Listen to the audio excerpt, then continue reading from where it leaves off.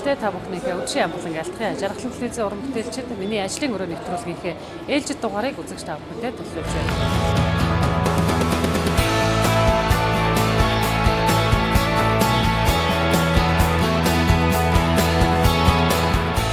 За жаргалан телевизээс бэлтгэн үзэгч та бүхэндээ хүргэж байгаа миний ажлын өрөө нэвтрүүлгийн хамгийн эхний дугаарт аймгийн иргэдийн төлөөлөгчдийн хурлын тэргүүлэгчдийн нарийн бичгийн дарга Сандаг Сүрэн оролцсон бол энэ удаагийн дугаар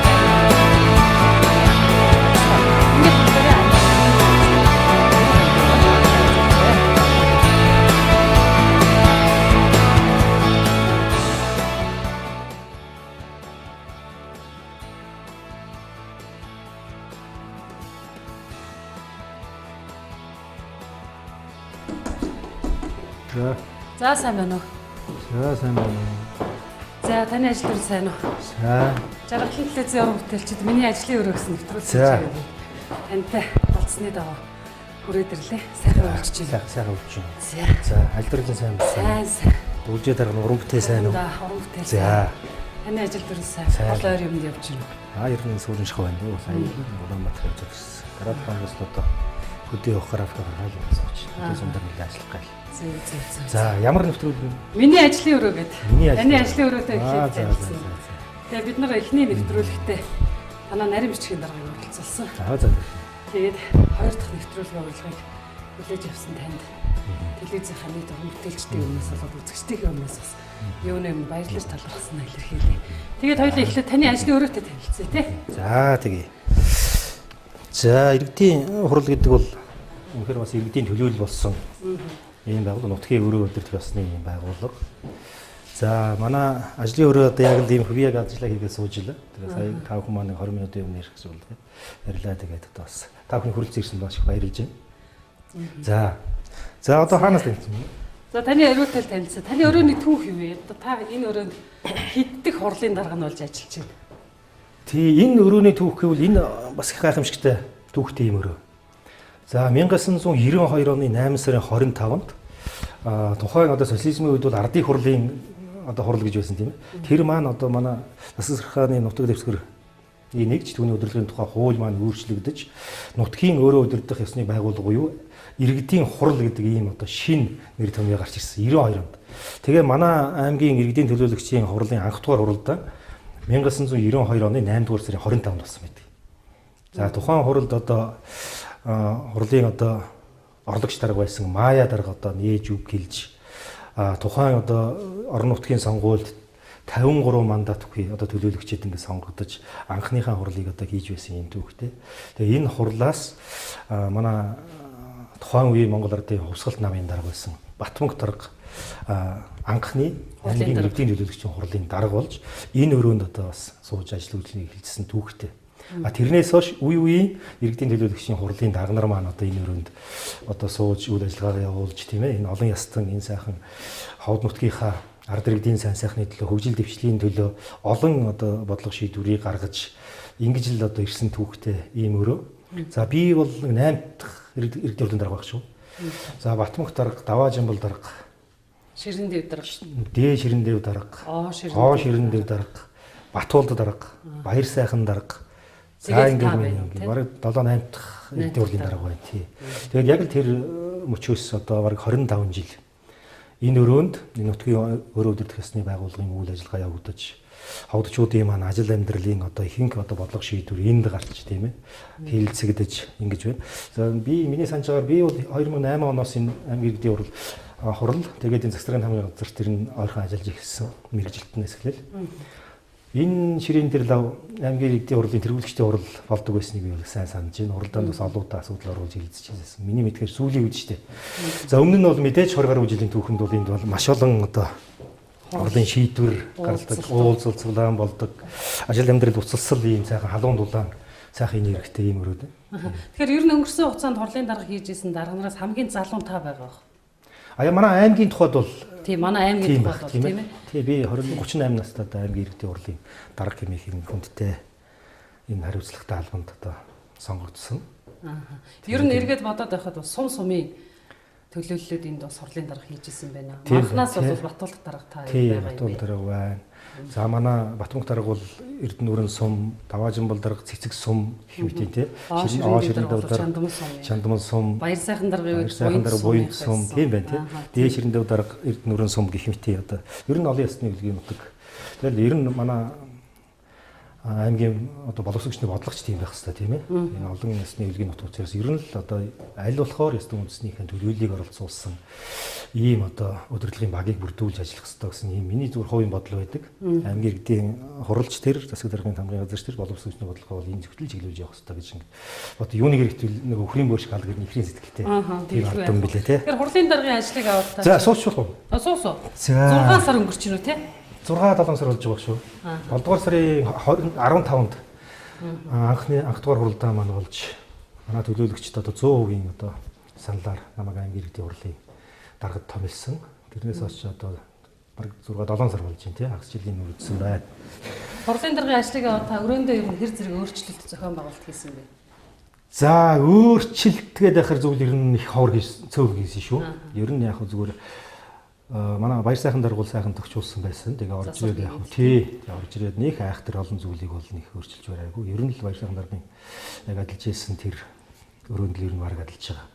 Тий ганц нэг зүйл одоо би зүгээр тийшээ та нар бас асуух байх биз танилцуулнаа. Ер нь зүгээр тавилга хөвшил гэх юм бол хэдэн ном нэмэгдсэн байх.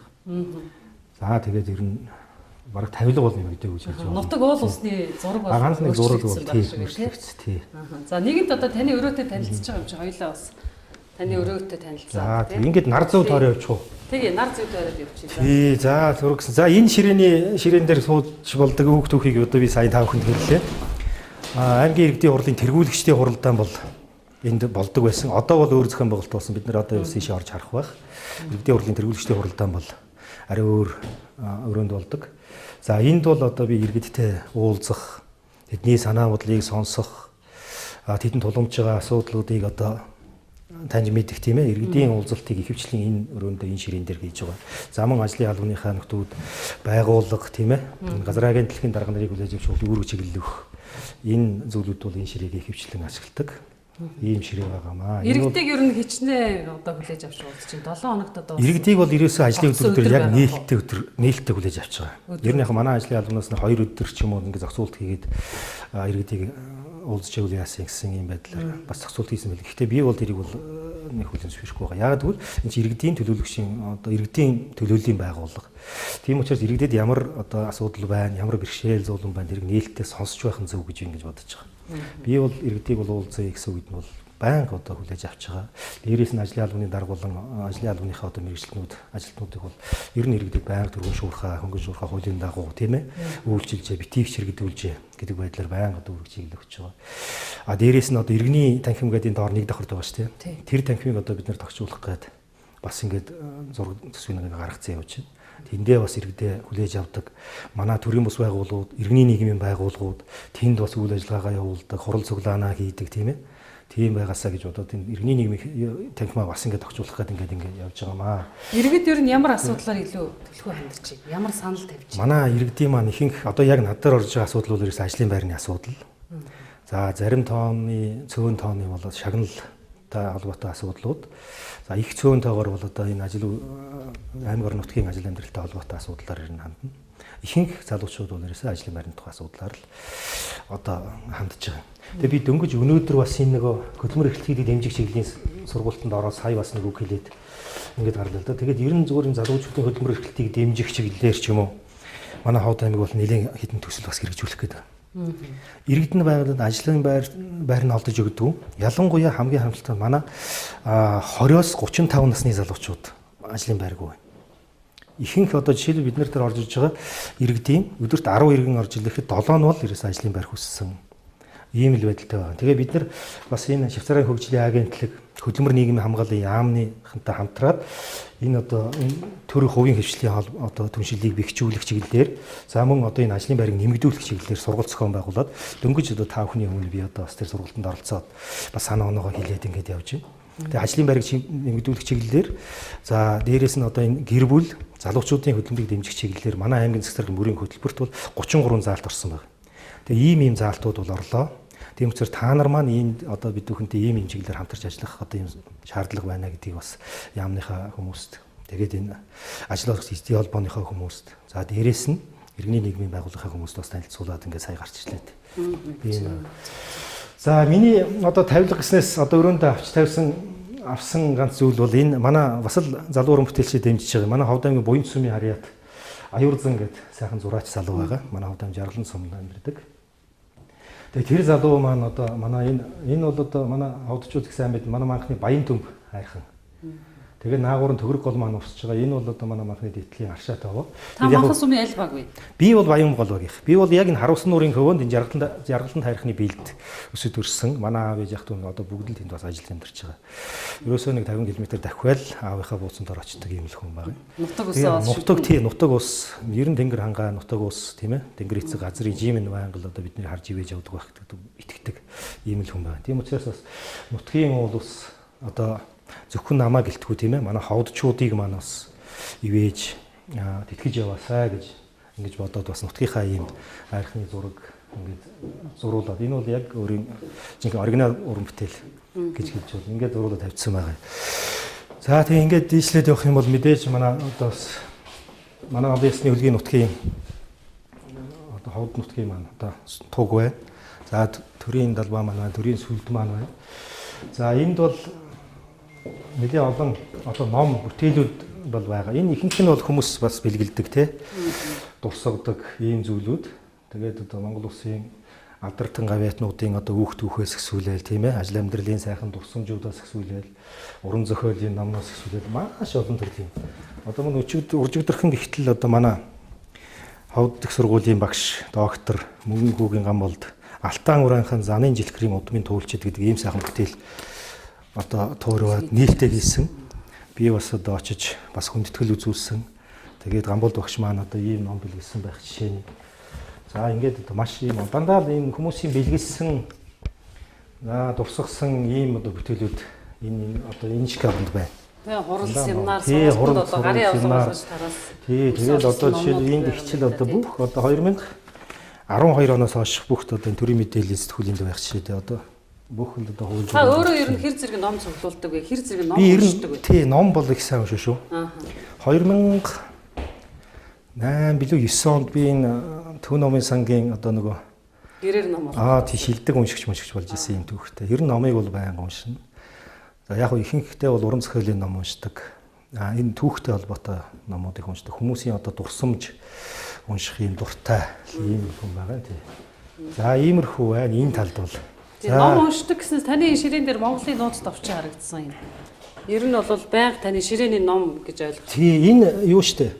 2003 онд Монгол Улсын ерөнхийлөгчийн зарлиг гараад Монгол Улсын одоо Монголын нууц товчоогоо одоо айл болгон алуун байгууллага болгон одоо оройндөө гэртээ ийм одоо залах ийм зарлиг гарсан. За энэний дагуу Монгол Улсын одоо яг энэ одоо залдаг нууц товчоог эмэгтгэх ийм ажлын хэсэг байгуулагдсан ийм түүхтэй юм билээ. За энэ манай нөгөө доктор боловсролын сайд байсан Санжид доктороор ахлуулсан ийм ажлын хэсгээр ийм нууц товч байна. Би зөв манай гэрт бол яг жинхэнэ хатанд бол Монголын нууц товчоо бол байгаа. Энэ нууц товчоог бол саяхан одоо манай номын сангийн захирал надад бэлгэлсэн.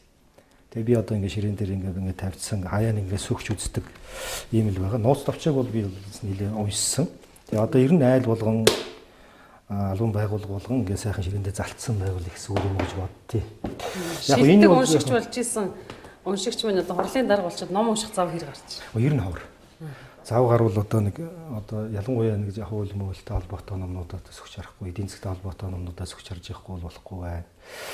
Тэгээ ихэвчлэн бол одоо энэ нэг яг аймаг нутгийн ажил амьдралтай холбоотой бичих саасны ажил бол маш ихтэй. Ийм байна. Зав гарвал хөдөө явуучих санаатай, оос иргэдээ уулзах санаатай. Тэгэл ихэнхдээ хурлын байгууллагын бодлогын баримт бичиг боловсруулдаг, бодлогын баримт бичиг гаргадаг ийм байгууллага учраас тэр талдаа нэлээд төвлөрөө ажиллахгүй бол уран зохиолын номчууд байгаад ажил маань явахгүй. Ийм байдалтай. Тэгээ ном унших цаг зам маань маш их бага болсон. Яг зүгээр одоо нэг юм би зүгээр орой өглөөдөл ингэж хүч хараад байгаа. Энэ жишээл эдийн засгийн ухаан гэсэн ном байна. Агуу санаар инженеэр тайлбарладаг. Энэ бол их ойлгомжтой. Ерөнхий хүн авсаархан ер нь дэлхийн эдийн засаг хаашаа явж байгаа. Эдийн засаг гэж ер нь өөрөө юу юм тийм ээ. Тэгээд тэр чиглэлээр бол нэлээд сайн бичсэн. Энэ эдийн засгийн чиглэлээр байна, улс төрийн чиглэлээр, хууль зүйн чиглэлээр байна.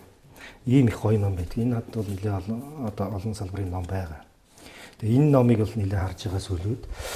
За миний хамгийн сонирхдаг сэдв бол мөнхийн сэдв бол энэ сэтгүүл зүйн чиглэлээр бүр хүүхд байхын сэтгүүлч болох мөрөөдөлтэй юм хүү байлаа гэж би бас өөртөө ч бас нэг ярьслаа ярьж байсан тийм.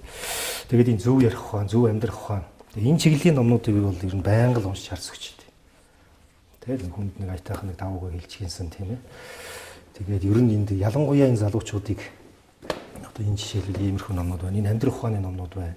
Гэх мэт ийм номнуудыг бас нэлээд цаг зав гаруул бас уншиж хардаг. Ийм харамсалтай нь цаг завны асуудал их бага байгаа. Гэхдээ орой унтаж эрт босхын санал гэж бодох юм тийм л байна.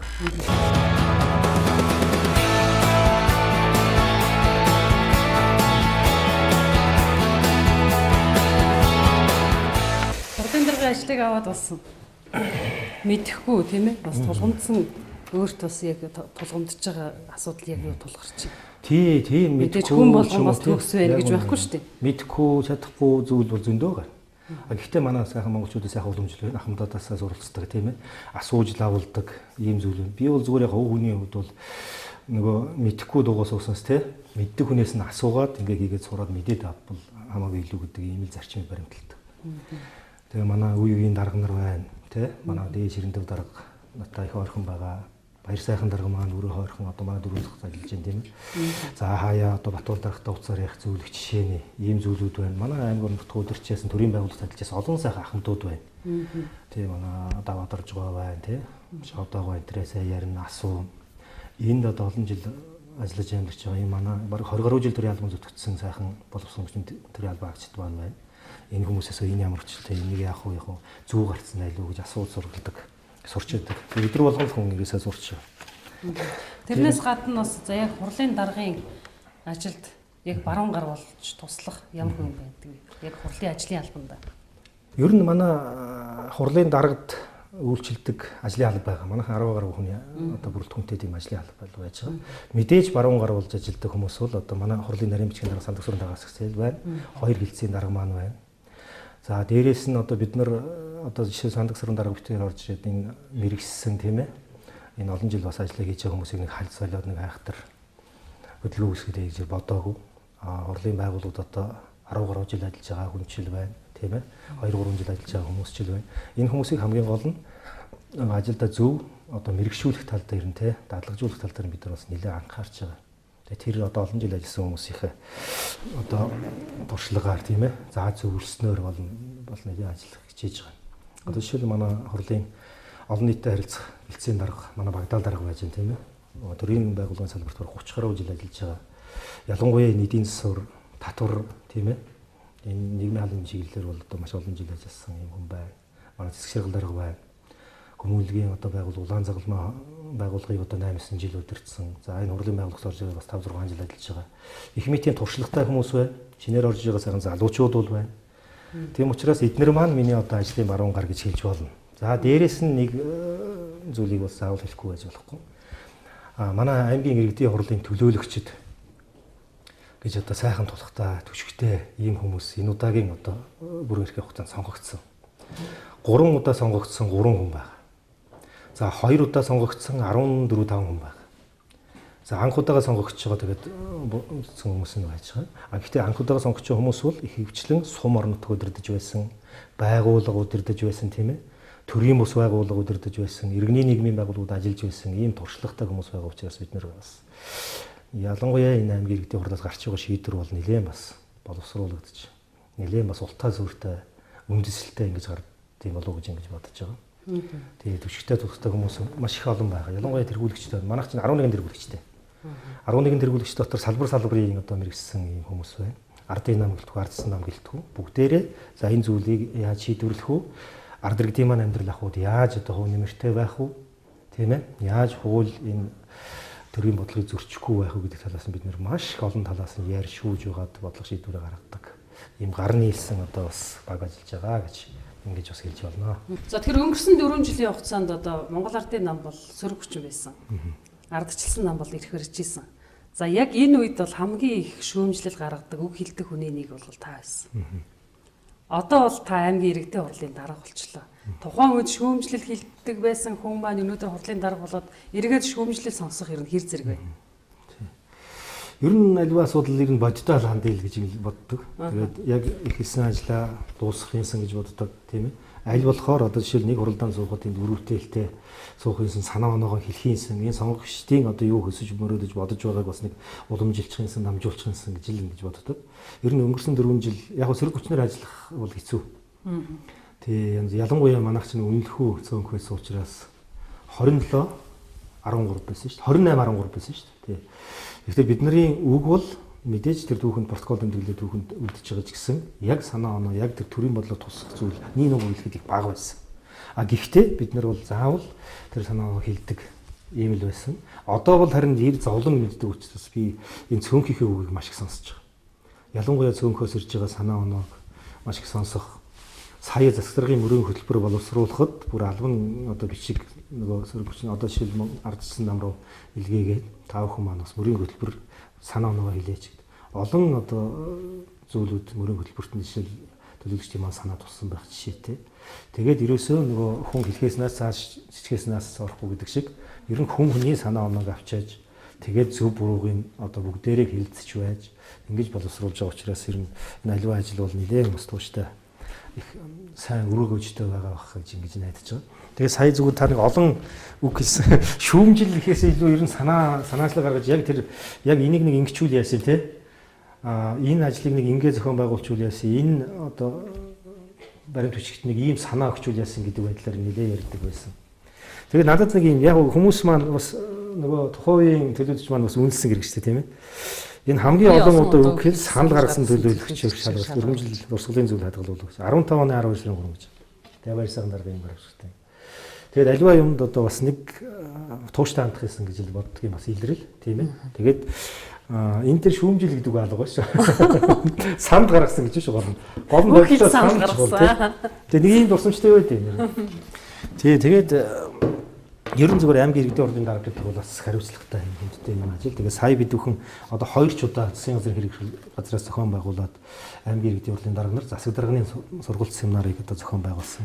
Тэгээд тав хүн маань бас энэ зураг харуулдаа. Энэ одоо яг аймгийн хурлын дарга нар уу? Иргэдийн төлөөлөгчийн хурлын дарга. Хамгийн залуу та байгаа юм. Хамгийн залуу нь Баян-Онгор аймгийн иргэдийн хурлын дарга Отгон Баярыг залуу байна.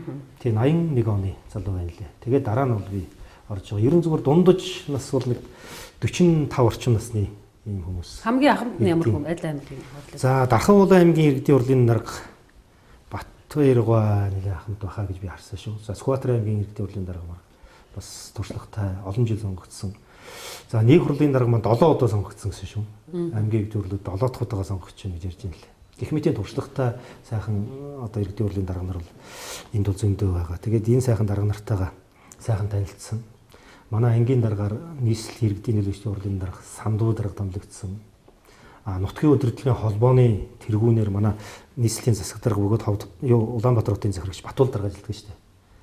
Тэгээд Батуул дарга Сандуу дарга нар маань бид нарыг бас хүлээж аваад хоорондоо сайхан танилцаад нэгсэн ийм туршлагатай зүрх байна. 16 оны 10 сарын 6 16 оны тий 16 оны. Энэ анхны цугларалт байна. Саяхан бид нар он гараад 1 сарын 4 5 6-нд бас цуглаад ингээд бас зургөргөд харуулад ингээд ирсэн. Иймэрхүү жишээний байна да. Тэгээд аймгийн иргэдийн хурлын дарга гэдэг энэ хүндтэй ажлыг бас нэг нэр төртэй хүн шиг хийж хийсэн. Бүрүүгэнд гэдэг хүн энэ иргэдийн хурлын даргаар ажиллаж байгаа хугацаанд тийм зүйлүүд бас нэг хийсэн шүү те. Нөхцөл байдал нэг юм түүх маань нэг ингэж өөрчлөгдсөн шүү гэдэг байдлаар нэлээд санаачлал хадгалахыг хичээж байгаа. Өнгөрсөн хугацаанд ер нь аймаг орон нутгийн хөгжил цэцэглэлт бүтээн байгуулалт иргэдийн амьдралд одоо хэрэгтэй ямар шийдвэрийг хурлаас гаргасан бэ? Маш олон зүйлүүдийг бол гаргасан. За яг бид нар эхний ээлжинд одоо энэ тав хүн зүгээр сонирхуулахад энэ миний ширээн дээр байнга болоод идэв. Ховд аймгийн хөгжлийн стратеги төлөвлөгөө гэж 2014 онд батлагдсан. 2015-аас 2025 оны хооронд энэ 10 жилийн хугацаатай стратеги төлөвлөгөө бол бидний гаргаж байгаа одоо бодлогын баримт бичиг бол яг энэ стратеги төлөвлөгөөний хүрээнд бол ихэнх нь боловсруулагдаж байгаа. Тэгээ энэ бол бидний одоо жишээлбэл одоо жинхэнэ гарын авлага гэж хэлж болно. Тэгээ тэрнээсээ болоод бид нар аймгийн засаг даргын мөрийн хөтөлбөр тэнд байгаа хаа. Мөрийн хөтөлбөрөө бол боловсруулсан. 300 гаруй одоо зүйл заалттай 4 томоохон бүлэгтэй 20 гаруй одоо дээд бүлэгтэй ийм аймгийн засаг дарга 2016-аас 2020 оны үйл ажиллагааны хөтөлбөр гэж энэ хөтөлбөрөө бол одоо бид нэр сая 2 дугаар хуралдаанаар бол баталсан байж байгаа. Тэгээ энд бол одоо 4 томоохон бүлэгт одоо нийгмийн салбар, эдийн засаг, тийм ээ, хөдөө аж ахуйн салбарын энэ хөтөлбөрөөр амжилттай хэрэгжүүлэх юм бол бид нар 2016-аас 2020 онд бол энэ Ховд аймгаа үнэхээр бас нэг юм хийчлээ гэж хэлэхээр хөгжүүлж чадна. Дээрээс нь ажлын байрыг нэмэгдүүлэх талаар бас нэлээд олонхон томоохон зорилтууд бол дэвшүүлэгдсэн байгаа. Би сая хэлээ, ажлын байр нэмэгдүүлэх, хүнийг хөгжүүлэх, залуу гэр бүлийг дэмжих чиглэлээр 30 гаруй заалтанд орсон байгаа гэж. Иймэрхүү бодлогын одоо томоохон баримт төчгийг боловсруулж батлуулсан байгаа. За энэ бас нэг хүнд нэг зүг чиг заадаг луужин байх хэрэгтэй, тийм ээ. Тэгээ аймгийн иргэдийн төлөөлөгчдийн хурлын стратеги төлөвлөгөө бүтцийн хөтөлбөрөөр бид нар аймгийн иргэдийн хурлын тэргүүлэгчдээрээ бас хэлэлцүүлэн баталсан. Энэ шинэ хөтөлбөр. Энэ бол шинэ саяхан баталсан. Одоо батлаад 14-5 хоног.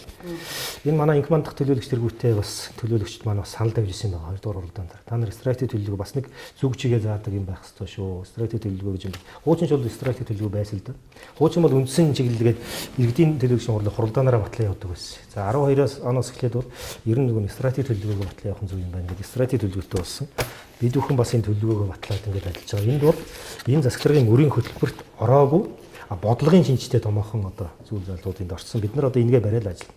За стратеги төлөвлөгөө ингэж туссан. Та бүхэн үйл ажиллагааны хөтөлбөрийн хүрээнд ингэж ажиллаарай гэдэг одоо ийм одоо чиг өгөх ийм үднэс стратеги төлөвлөгөөтэй байж. Гэх мэтийн олон томоохон бодлогын баримтчүүдийг бид бүхэн боловсруулсан. За хамгийн томоохон одоо нэг зүйлийг дурдахад Ховд аймгийн ногоон хөгжлийн хөтөлбөрийг бид бүхэн бас баталсан байна. Хоёрхан аймаг ногоон хөгжлийн хөтөлбөрөө бол баталсан байна. Тэгээ одоо энэ даяарчлалын 90-100-д энэ байгаль хамгаалах, байгалийн нөхөн сэргээх, тийм ээ, энэ зүйлүүд бол үнэхээр одоо бас тулгымцсан асуудал болоод байгаа. Ялангуяа манай утааны тухай асуудал байна. Тийм ээ. Одоо Улаанбаатар гэлтгүү Ховд аймгийн утааны тухай одоо асуудал авч хэлцэхгүй болохооргүй боллоо. Бид бүхэн одоо бас би Ховд сургуулийн захиралтай ярьж ирсэн энэ утааны талаар бас нэг судалгаа хийгээч. Тийм ээ. Ер нь ямар төвшөнд байгаа. Хүний эрүүл мэндэд хэр зэрэг одоо хартай. Манай цэвэрхатан дарга нэг яриад бид нар бас яахан шүүмжлээд тэгжилсэн. Манай утаатай харагдаж байгаа яг нөгөө хүний эрүүл мэндэд нөлөөлөл нь манай утаа их бага шүү гэж хэлээд бид нар бас нэг яахан тухай шүүмжилж хэлсэн. Одоо бол бид нар энэ шүүмжлэх биш хийх цаг нь болсон учраас энэ утааны тухай асуудал байна. Гэх мэтээр бид бүхэн энэ байгаль дэлхийгээ яаж хэрэглэх, байгальтаа яаж харьцах юм, тийм ээ? Энэ ногоон хотыг одоо яаж бий болгох юм, ногоон аймаг яаж болох юм гэдэг батэр томоохон зорилт төвшүүлээд аймгийнхаа ногоон хөгжлийн хөтөлбөрөө одоо сая бас ээлжид тус суралдаан хийж ингээд баталчихсан байж байгаа. За энэ чиглэлээр бид бүхэн бас Улаанбаатар хот сургалтанд очсон. Ер нь төсөл хөтөлбөрийн байгууллагууд, гадаадын хандивлагч одоо орны төрийн бас байгууллагууд бас нэлээд сонирхож байгаа. Тэгэд энэ чиглэлээр бас нэлээд томоохон зүйлүүд бас хийгдэх байхаа гэж ингэж л бодож байна.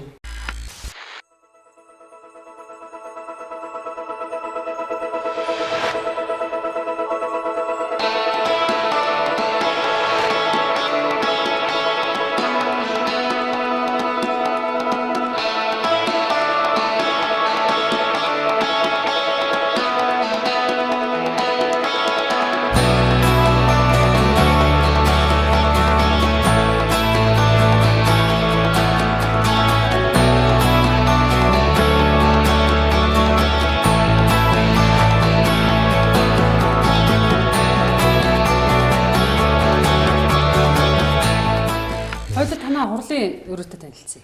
За 12. За. Та нар эрт хэлсэн бол бас бэлтгэх байсан болов. За энэ яг зүгээр хурлын даргын зүгээр чөлөө цагтаа ч юм уу те бас нэг төр зүгээр амрах бас нэг ачаалтаа тийм ээ бид нар чи одоо оройн 9-10 цаг хүртэл ажиллах одоо тийм тохиолдол зөндөл байж байгаа те ялангуяа хуралдааны үеэр бид нар чи бараг л шөнө бараг 1-2 цаг хүртэл ажиллана. Тэр үед нэг төр амсгийг ч юм уу те янз бүрийн мэдээлэл үүсгэх чиглэлээр одоо ингээд орж ирээд төр амсгийг л ингээд гаргадаг ийм өрөө. За энэ бол одоо манай хуралдааны өрөө.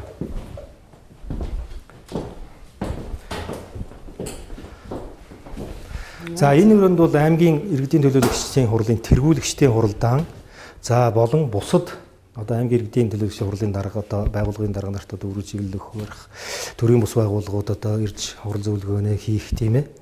Хэвлэл мэдээллийн байгууллагуудтайгаа одоо ярилцлага семинар хийх, хэвлэлийн хурал хийх байх. Тэр одоо бүх юм зөрүүлэгдсэн юм өрөө. байгаа. Энэ хуралдааны өрөө гэсэн үг. Тэргүүлэгчдийн хуралдаан бол ихэнхдээ энд одоо оролдож байгаа.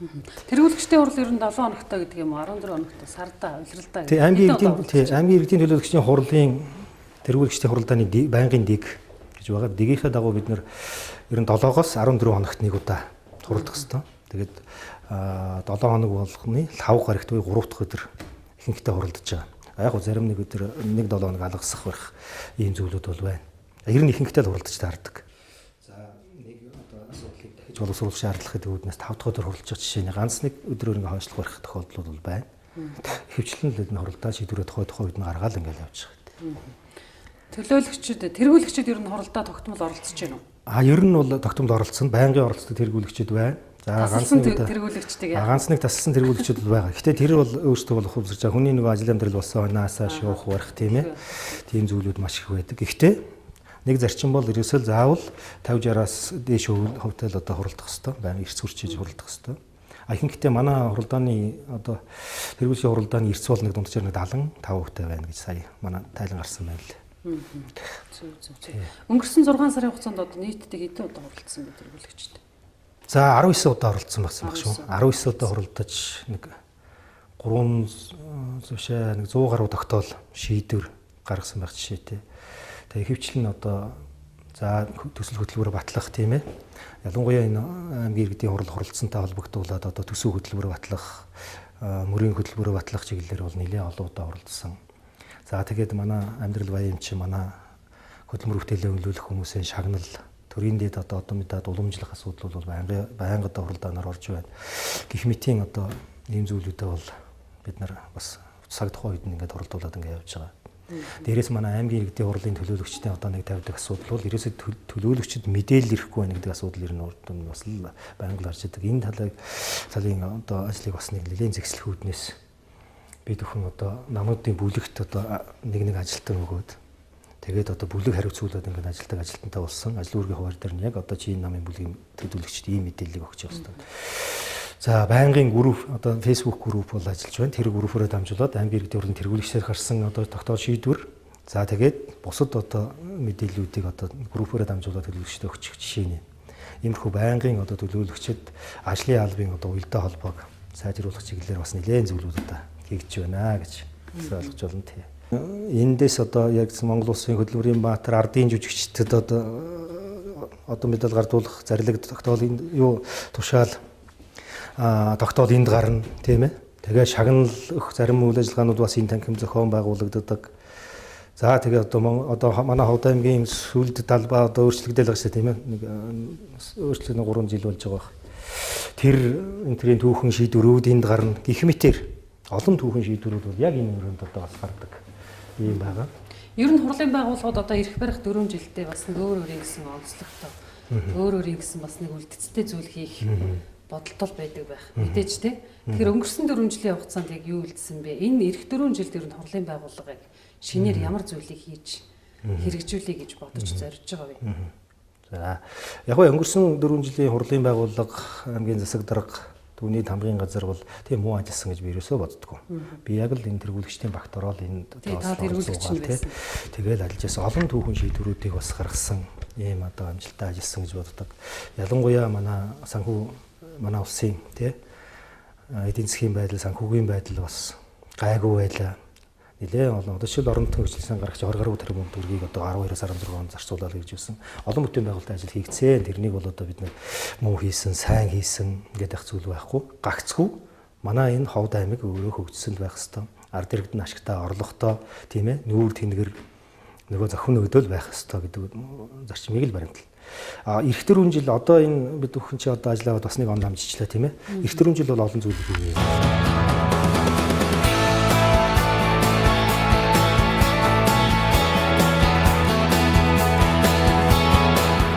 Одоо жишээл яг энэ төв талбай дээр бид нар бас томоохон хотхон байгуулахаар зорж байгаа. Нэгдүгээр цэцэрлэгийн суурин дээр. Тий, нэгдүгээр цэцэрлэгийн суурин дээр томоохон хотхон байгуулахаар ингэж зорж байна. Энэ бол нэг 9-өөс 12 давхар ийм хотхон байх бах. Тэгээ бид нар бол нэг бас нэг үндэсний өрмөц онцлогоо харуулсан бас нэр өгье гээд ингээд одоо юу байх ихэл хотхон байх уу одоо юу байх юм те. Их мэтэр одоо зүйлүүдийг бас хийя гэсэн юм бодолтой байгаа. Ер нь энэ асуудлыг хурлаар шийдвэрлэсэн үү? Засгийн даргын Мөрийн хөтөлбөр тусцсан. Мөрийн хөтөлбөрт бол тусцсан байна. Ааха.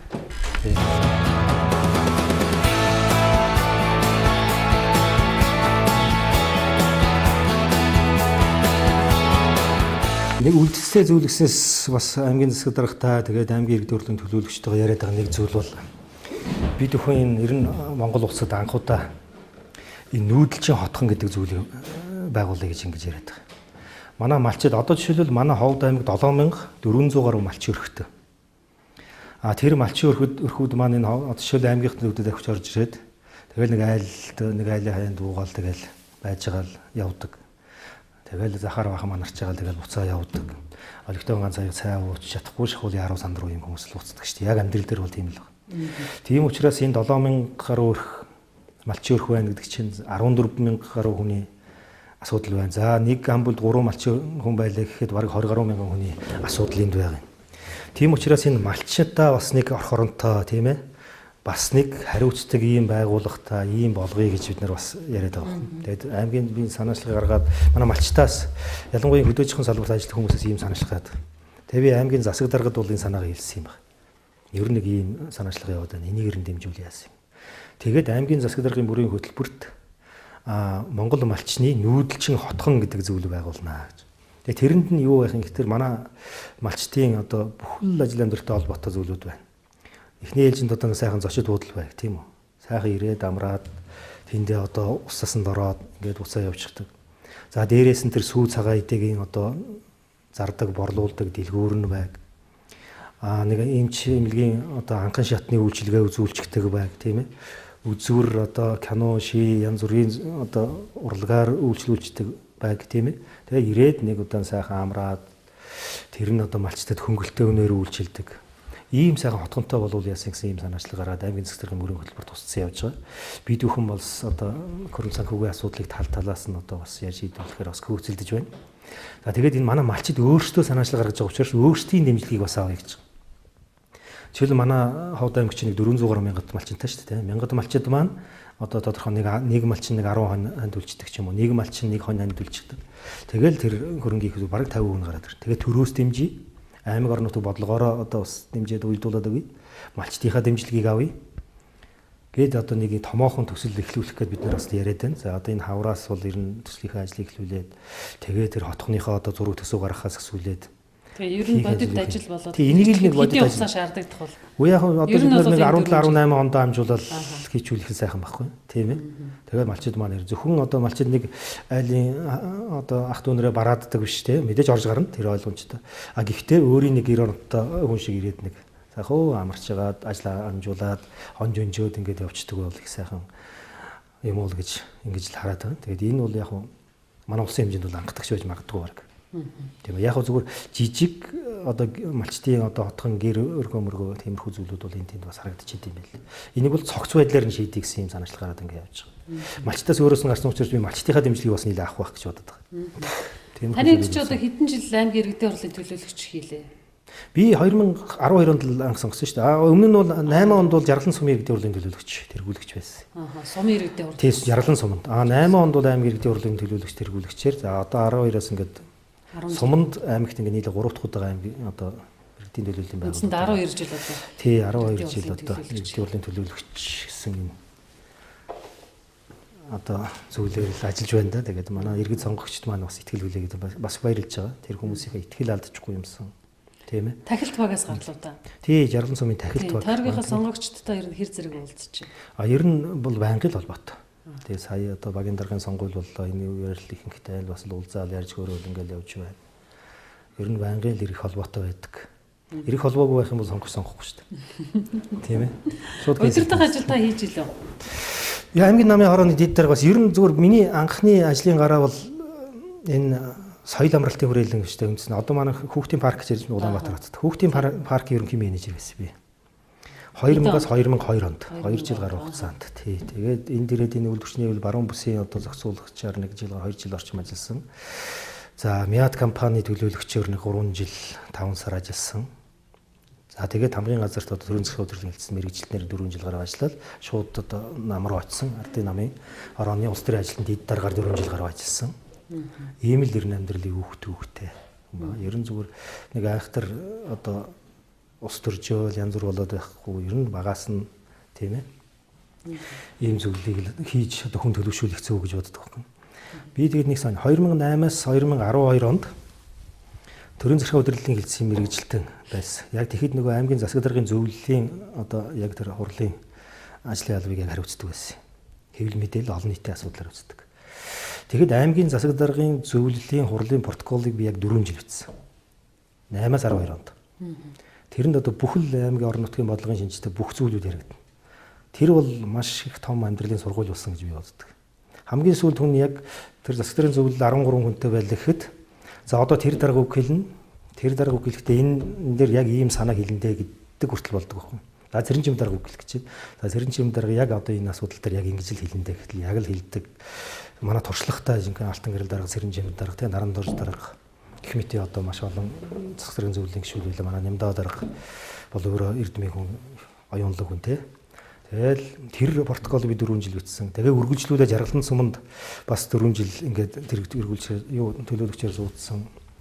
Дахиад аймгийн иргэдийн хурлын төлөөлөгчдөр бүлэгчээр 4 жил суудсан. Үндсэндээ сүүлийн 12 жил бол яг энэ аймаг орон нутгийн яг л энэ бодлогын шинжтэй энэ асуудал ярьдаг энэ байгууллагаас ирсэн огт олдог. Тийм учраас мэдээлэлтэй байдаг. Та сая асуусан мэдгүй чадахгүй зүйл болон гарч байгаа нүг. Мэдээж гарч байгаа. А гэхдээ би нөгөө мэдээлэлд их ойрхон бараг сүүлийн 10 жил байсан учраас за энэ асуудал чинь одоо ийм байгаа тий. Нэг байгууллагын асуудал ороод ирэх чинь энэ чинь нөгөө 8 9 онд одоо тэр зүйл дээр ингэж яригчээсэн асуудал юм байна шүү дээ тий.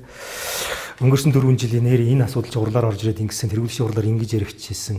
Одоо энэ асуудал энэ шатандаа байгаа юм биш үү? Гэх мэтийн одоо бүгд л нөгөө таньдаг хүн шиг бүх хэлцэгч байгаа асуудал бүх яригч байгаа зүйлүүд бол яг өөрийн мэддэг таньдаг сонсч байсан ийм л зүйлүүд байгаа учраас ажилд арай дөхөмтэй байна гэж бодогддог байхгүй. Улс төр дээр нь хэдийнээс эхэлж орсон бэ?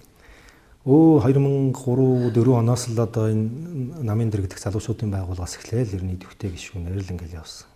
Тэгэл яг эрчимтэй бол явсан бол 2008. За нэг 6 оноос нэг 10 жил одоо болж байгаа юм байна.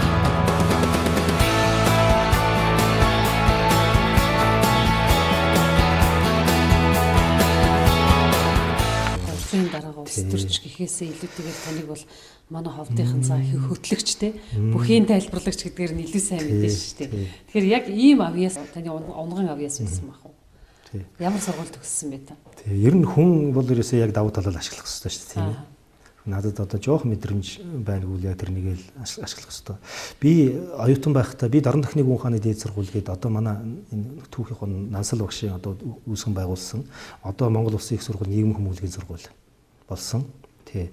Энэ сургуулийг би төгссөн юм байна. Тэгээд энэ оюутан байхдаа радио телевизийн дээд сургуулийн дээд курсыг нэг хөтлөгч нэвтрүүлэгчээр төгссөн байна. Тэгээд өөрийн нэг хобби бүр хүүхд байхсаа зэтгүүлж болно гэж мөрөөдөл ингээл яваад байдаг. Тэр хоббигоор ингээд төгссөн. Тэгээд одоо нөгөө Чулуун Батгой те олон багш нараар одоо Нарантай Гавьят байна. Манай энэ цаадлага нөгөө Бадруугангой ч одоо манай тэр курсын ангийн багш байлаа. Гэх мэтийн одоо ингээл ярих юм бол олон сайхан хүмүүсээс бас их номын дуу сонссон юм байна. Манай гიშгэ Гавьят байна, нэвтрүүлэгч. Тэд нэр одоо яг жил гаруй бид нарт яг лиг уншиж ингэж яасан. Тэгээ нэг жоохоо юм хөтлөх олон нийтийн ажилд оролцох хэвдүү суусан байх. Тэрнийгээ бас ашигласан. За бүх тайлбарлах гэдэг бол яг жинхэнэ бас л хобби. Тийм ээ бүр хөөхт байхаас одоо Манхан сумынхаа баярны адам оюутан махас ихсэл тайлбарсан сөхсүүлээл ингээл яасан тайлбарлал. Тэгээ би энэ ховдонгийн бүхийг яг нэг одоо манай Батгишг биш үү манай дуудсан яриад бүхийн тайлбарлагч одоо улсын гарын да. Батгишгийнхаас нэг 2005 оны үед л одоо яг өвлж аваал те манай энэ онцгсөр ах бас бүх тайлбарладаг. Энэ хүмүүсээс өвлж аваал нэг 10 гаруй жил. Яг 12 жил би Ховд аймгийн бүхий тайлбарсан байлаа. Энэ завсар бол мэдээж томоохон даншиг баярны наадмууд болж байсан те. Баруун бүсийн даншиг наадам 2 ч удаа боллоо. Галдан хааны 370 жилийн ой боллоо. Галдан хааны 370 жилийн ойгоор телевиз шууд нэвтрүүлэхэд би бас 3 даваагийн тайлбарлаа. Гэх мэтэр одоо хоббидо хөтлөхтөө л ингээл явуудаас юм зүйлүүд 10 гаруй жил одоо наадмын зүлгэн ногоон дэвжин дээр бас сууна гэдэг бол бас л бахархал тийм ээ сайхан санагддаг байхгүй одоо би зүгээр сая өнгөрсөн жилийн наадмаар тэр энэ дээрээс хараад сууж яхад болж игэл өгöd очимор санагдана тийм ээ манай сайхан залуучууд бүх тайлбарлаж байгаа залуучууд бол байгаа. Гэхдээ тэр залуучууд бас өөрийгөө хөгжүүлэх хэрэгтэй. Бүх тайлбарлал гэдэг бол бас нэг төрлийн бас хэцүү ажил байхгүй. Барилдах нэг хэрэг тийм ээ. Барилдаад одоо жишээ нь 5 минут өнө 10 минут барилдаад даваад унаад явах нэг хэрэг. А тэр талбай дээр барилдаж байгаа бүхчүүд үзэгч хоёрыг холбож яг тэр одоо нэг сонсголонтой байхаар тэр хүмүүст гоё мэдээлэл өгдөг тийм ээ. Тэр бүхийг одоо барилдааны ур чадварын сайхан илтгэдэг, товойлгодог. Тэр бүхийг өөрийг нь тэр үзэгчдэд сурталчилдаг, таниулдаг ажил бол их нарийн чимхлүүр ажил байна. Хүн харахад зүгээр нэг микрофон барай сууж байгаа юм шиг тий зарлаад байгаа юм шиг. Яг тэр одоо бол энэ тайлбарын асуудал маш их хөгжлөө шүү дээ. Ялангуяа манай Монголын үндэсний бүхийн тайлбар маш их хөгжлөө. Энэ сонгодог спортуудоо тийм ээ чөлөөт бүхийн спортын тайлбар маш их хөгжлөө. Хамгийн их айхтар хөгжиж байгаа энэ тайлбар нь хөгжиж байгаа спорт бол хөлбөмбөгийн спорт. Тийм ээ хөлбөмбөгийн спортын тэр тайлбарлагч бол үнэхээр мэдээллийг хүнд өгч чадж штэ. Би бол хөлбөмбөгийн их айхтар сонирхож байгаагүй. Сүүлийн нэг жил гаруй 2 жилийн хугацаанд хөлбөмбөг маш их үздэг бас. Яг тэр тайлбар нь өөрөө татчих байгаа байхгүй юу? Тэр одоо ингээл тэр их гоё дамжуулалт те тэр чинь хөлбөмбөгч юм бол өөрөө бол ерөөсөл бас энэ бараг л оюуны спортчхгүй юм байл шүү дээ. Тэр хаана хин дамжуулах уу, яах уу, ийхүү хэдэн метр одоо өшгөлөх үү ярих уу гэдэг чинь маш нарийн ширэл юм байл л. Тэрийг үзэгчдэд хүргэнэ гэдэг чинь тайлбарлагчийн ур чадвар. Тийм учраас би энэ тайлбарлагчийн ажлыг тийм амар ажил гэж ерөөсөө боддог. Зааланд бүх тайлбарлаа сууж илаач гэсэн тэр зааланд бүх үзэж байгаа мянган хүнийг үнэхээр сайхан сэтгэлийн зангил хөдөлгөх л ёстой шүү дээ. Барилдаан үзнийг цэнгэн тэр тайлбарлагчийн сайхан мэдээллийг авч бас тэр хүн бас нэг шинэ гэсэн. Энэ одоо манай Ховд аймгийн хөлбөмбөгийн холбооны болор дасгалжуулагч байгаа. Манай энэ аймгийн хэдийн хурлын анх баяргаа залуу байгаа бас дасгалжуулагч. Тэгээд энэ сая энэ хөвгүүдийн улсын авраг шалгууруулах тэмцээн Улаанбаатарт болсон байна. 13-аас 13 насны ангиллын. Тэгээ энд манай Ховд аймгийн хөвгүүд очиж оролцоод хүрэл медаль, улсын аваргын хүрэл медаль хүртсэн. Тэгээ тэрнийхээ медалийг одоо надад сая дурсгал болгоод үлдээчихэд явсан байна. Дараа уулзъя. Та бас завгүй байх шиг байна гэж хэлээд. Тэгээ энэ залуучгийн хөвгүүдээ бас би дэмжиж Улаанбаатар хотод жишээлбэл одоо нэг одоо буудалд байрлуулахаас ихсүүлээ те бэрхшээл их байгаа. Тэнд дэмжиж туслаад ингэж явсан. Манай ховжуудынхаа итгэлийг алдаагүй энэ хөвгүүд маань одоо жишээлбэл улсын авраг шалгуурлын тэмцээнээс хүрэл медаль аваад ирсэн байх жишээтэй. Гэх мэт манай Ховд аймагт бол спорт хөгжих тийм ээ энэ одоо хөрсүүр нь бас ингэ тавигдж байгаа гэж хэлж болно. Ялангуяа хөлбөмбөг. Мэдээж бөхөр бол манай чинь бас алдартай шүү дээ. Бусад спорт байна. Ямар спорт сонирхдаг вэ? Ямар спорт хөгжиж ирсэн? Би бол барилдажсэн үү та? Тий барилд байх. Хүүхэд байхтай шүү дээ. Би сакс бол нэг театр тоглодог гэсэн. Гар бөмбөгийн спортыг бол нэлээд сонирхсууд юу яадаг тоглодог байсан байхгүй. Аймгийн Өсвөрийн аймгийн аврагт манайх 2 удаа мөнгөн медаль авчихсан. 2 жил 2 удаа мөнгөн медаль авахдаа хоёуланд нь Эрдэнэ бүрэн суманд ажигдчихсан байхгүй. Одоо манай намар түвшээ харцаг Бямблууг гэдэг спортын мастер байгаа. Яг эднэрт л 2 жил тавилсан. Тэгээд яасан их талд нь тоглодог байсан. Тэгээд би нэг жаахан бэртэж өрөөд тэгээд бас нэг 2 ч удаа хүн шарлаад спортыг ерөнхийдөө бол архисан. 95 онд улсын энэ аймгийн авраг шалгууруулах тэмцээнд бас амжилттай барилдаад аймгаас шалгараад үндэсний өрхийн улсын аврагт 17-18 наснд очиж оролцоод шагналт 12 дугаар байранд оржлоо. Тэгэхэд 96 бүх барилдаад Монголын үндэсний телевизээр анхудаа тэр өсвөрийн бүхийн барилдааныг шууд экран даяар шууд амжуулсан. Шигшээ 24. Тэгээ би тэнд 12 удаар ороод одоо энэ улсын зүгээр үзэгчид сонирхуулахад энэ улсын арцаг Магалжаа, Улаанбаяр Баяр Жавхлан гард тэгээ одоо миний санаж байгаагаар тий Одхүү начин лав мөнгөн медаль авчихсан. Төв аймгийн Баянбараатын аймгийн Арслан Ингээтай аймгийн залуу би одоо бид нар үеийн залуу тэр Арслан төрүүлж тэгэл ингээл дараалж явсаар байгаад би 12 дээр ороод нэг шагналт байранд ороод ингээд иржсэн түүх бол байгаа. Сурагч байхдаа хөдөө бол сумын наадмад бас барилдтгэл байсан байна. Сумынхаа наадмад 3-4 жил барилдсан. Нэг удаа үзүүлсэн 97 онд. Сумын начин золтой гэж байгаа. Миний бүхий амжилт бол тийм. Гэхдээ яг сумдаа ганц нэг удаа дөрөвтүүлдэг байх тиймэрхүү юм байсан л да. Тэгээд нөгөө 2003-4 оноос эхлээд нөгөө яг жинхэнэ бүхийн тайлбар дээр сууцсан учраас тэр болгонд тайлбарлагч хийж байгаа хүн чинь тийшээ зодогшууд өмсөг өгöd байх тийм боломжч байхгүй. Бэлтгэл сургуульд тас завсардсан. Тэгээд нэг барилдлагуулд ирсэн. Гэхдээ бүхийн орчноос бол огтхон ч холдоогүй. Тэгээ бөхчүүдтэйгээ танил дотн найз нөхөд ийм л байгаад ирсэн. Бөхөр нь ер нь манай бөхчүүд их сайх шүү дээ ер нь. Сайхан хийгүү цагаан өндүүхэн сайхан одоо их л эерэг нэрхтэй хүмүүс байдаг байхгүй.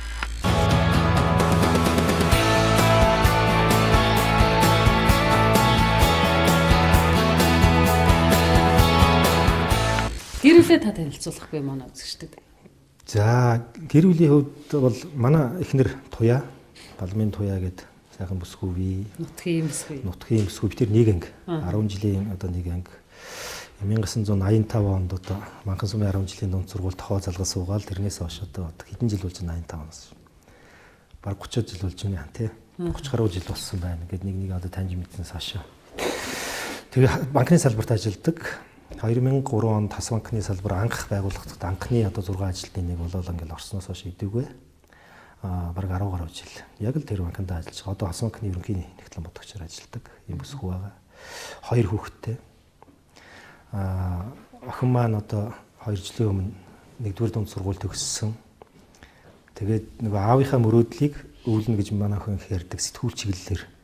Тэгээд Монгол Улсын их сургуулийн сэтгүүлчийн сургууль аваад 1 жил сураад тэрнээсээ одоо тэтгэлэг аваад одоо Солонгосын их сургуулийн Солонгосын их сургууль Сөүл хотын их сургуульд сурч байгаа. Бас яг сэтгүүл зүйн чиглэлээр сурч байгаа юм охин байна. Бас эсээ шүлэг яруу найр гэхээс илүү эсээ тийм ээ өгүүлэг тиймэрхүү юмыг бас яг оролдож бичдэг ийм охин байгаа. Тэгээ охиныгоо бас нэлээд гайгүй сэтгүүлч болох болов гэж бодох юм. Хүү маань одоо 6 дугаар анги. 1-р сургуулиуд манай хүүхдүүд бүгдээрээ 1-р сургуулиуд ингээд төгсөөд ингээд сураа явж байгаа. Ийм хүүхдүүд байгаа. Бас л Колумб тэгэл бас сакс макс одоо нөгөө хүүхд байхдаа ерөөсөө юу хичээлдэг спорт байдаг шүү дээ. Яг л тийм маягаар. Сакс тоглолоо, хөлбөмбөг тоглолоо тэгэл хичээлээ давтаал ингээд хөвж байгаа. 2 хүүхэдтэй. Ар гэрийнхээ амьдралд ер нь хэр зэрэг цаг зав гаргаж чинь урлын даргын ажилд томилогдсноос хойш ер нь хэр цаг гарч чинь танд. Яг зүгээр хагас утсанд бол нэг айхтар наашаа заашаа хотороо яваад хөдөө гадаа явахгүй бол ер нь хагас утсанд аливаалахаар гэр бүлийнхэнтэй байхыг хичээж байгаа. Тий, ер нь зүгээр цаг гаргана.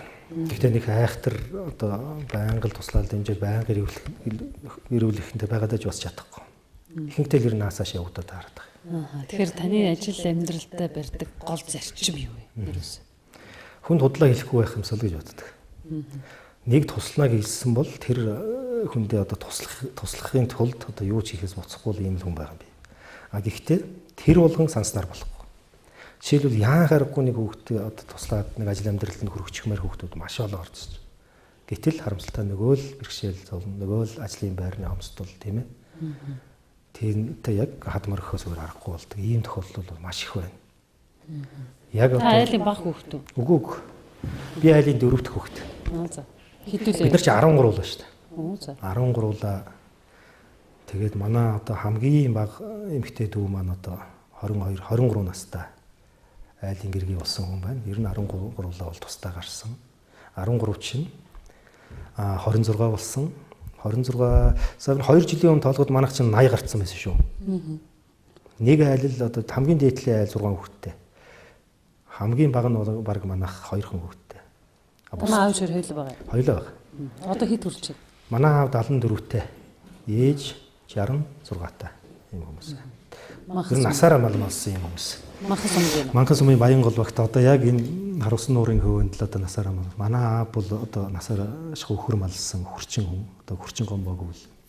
Манай манхныхан ялангуяа буйнд чандамны наадлын жаргалан тайрхны энэ өөрвөлийн хүмүүс бол маш сайн таньдаг. Ээж маань бол одоо насаараа одоо сайлчин гэсэн юм хүн. Социализмын үед одоо нэг сүү тасны завод гэж байлаа шүү. Тэрэнд л бол одоо яг ухамсартай амьдралаа жинхэнэ одоо хөдөлмөр зориулсан юм хүмүүс. Ээж маань одоо сумын 9 удаагийн аврах сайлчин. Тэгээ хөвгт бид нар бол одоо яг л баг багт яг сүү сайлын дунд те мал одоо малын зах дунд л одоо өссөн. Одоо зун одоо бороонд цасанд тийм ээ хонь манах, хонь хариулах, агууд хонох тэр бол одоо асуудал биш байлээ хүүхэд байхад бол. Намайг би одоо ингэ санд хүүхэд байхад тэр нь бас байгалийн эртээр уур амьсгал бас их болдог байсан баг шүү. Зун бол ерөөсө 20-30 см цас унах бол энэ хүнд байсан шүү. Бараг л зун болгоно л тэг цас ундаг. Тэгээ бид нөгөө бэлчээр оторт их явдаг. Ийм л байсан. Одоо ч гэсэн манай малчтын хөдөлмөр бол хүнд хөдөлмөр.